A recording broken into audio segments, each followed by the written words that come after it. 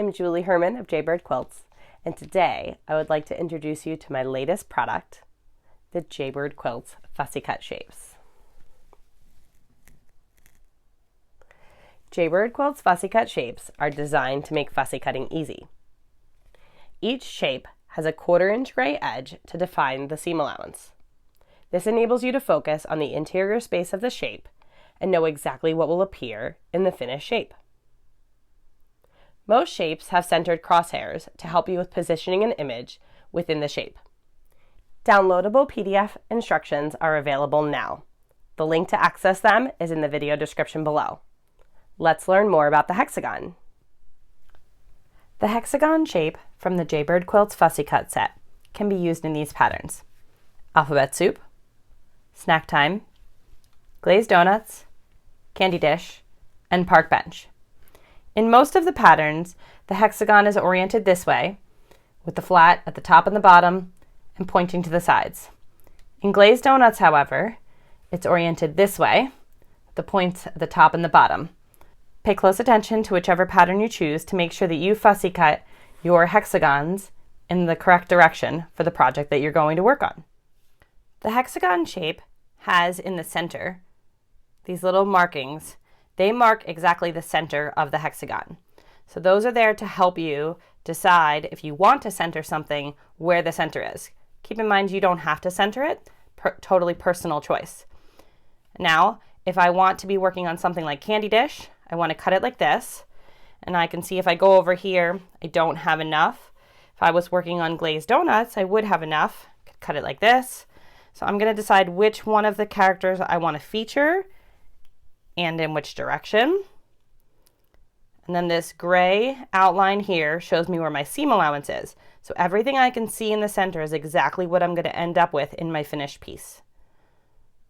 Makes it super easy and fun to do your fussy cutting. All right, so there's where I want to have this one. Now I am right-handed, so I'm going to go ahead and cut the sides that I feel comfortable, which is these two on the right and the top. Rotary cutter safety is important. You never want to cut towards yourself. So you can either use a rotating mat here, or we can just move our entire piece nice and slow. And your hexagon may or may not move, and it's okay either way, because if it doesn't move, great. Say it did move, I'll show you. We're just going to simply realign it. We can kind of put that out of the way. Make sure those 3 edges we've already cut are lined up. Give ourselves a double check. Hold it in place and cut the remaining 3 sides.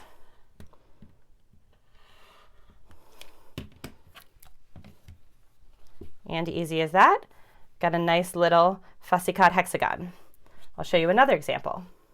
This fabric is from the same collection as the cute little hedgehog here.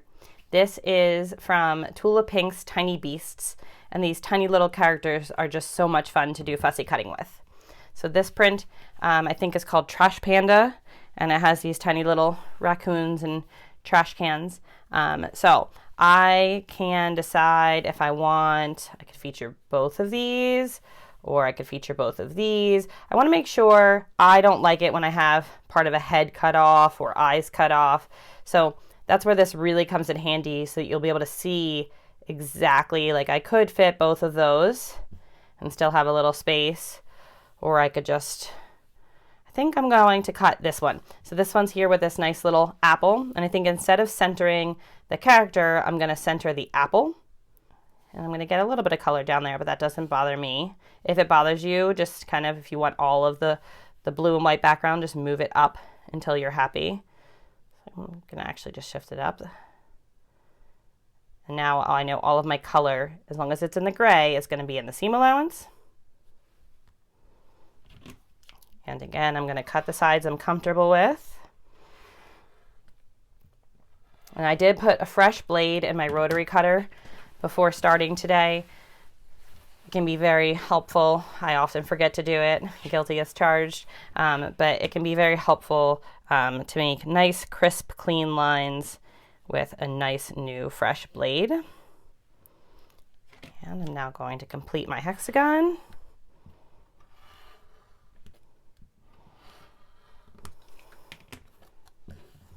So simple as that. I now have another hexagon. So I can put these together along with other shapes to continue making whichever project I've chosen to make. Thanks so much for tuning in today. If this video was helpful for you, please like it, leave a comment below, and subscribe to this channel.